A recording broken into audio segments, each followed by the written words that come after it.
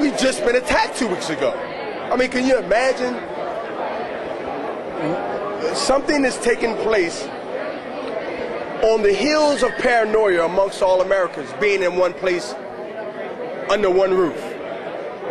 I haven't seen so many FBI agents and dogs and ATF. I mean, let's keep it real. I mean, Madison Square Garden is always policed heavily through concerts and events.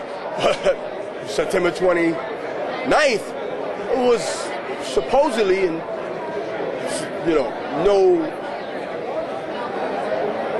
I guess no reason why it shouldn't be, because we needed it. It was high alert. We was at code blue, code red. All that along with a big fight, all that with knowing that I had to separate, which was to me very important history-wise in this country. I had to make it second.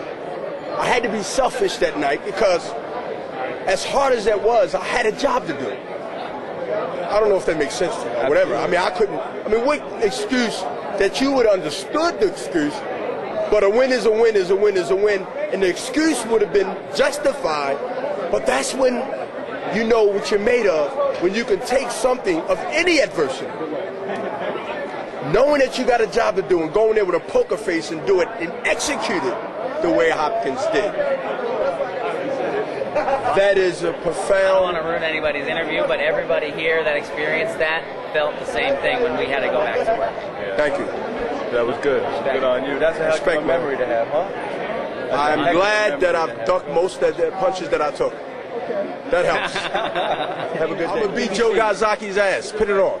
Especially the ones that was victorious here.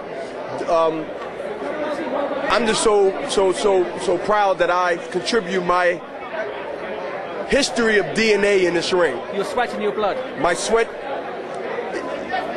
not my blood. Must have been a little bit of blood.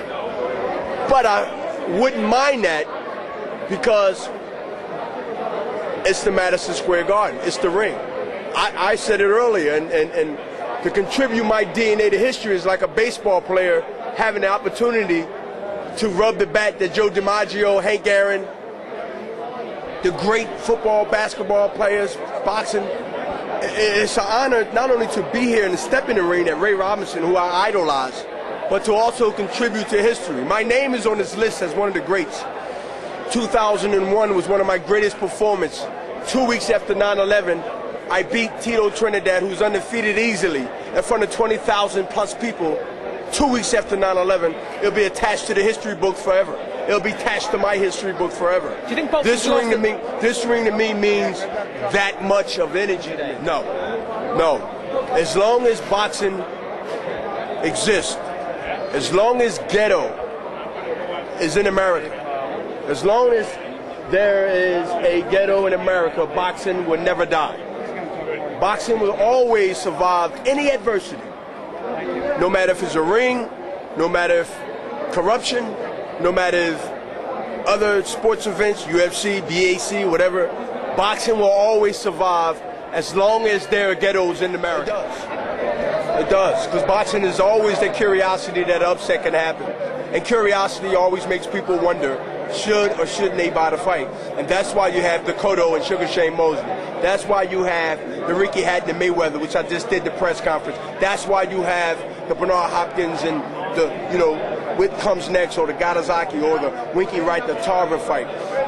Boxing always strive to do big things, and here we are in 2007, and I can say, no matter who's the promoter, no matter who's the network, that this has been a good year, especially the next 4 or 5 months.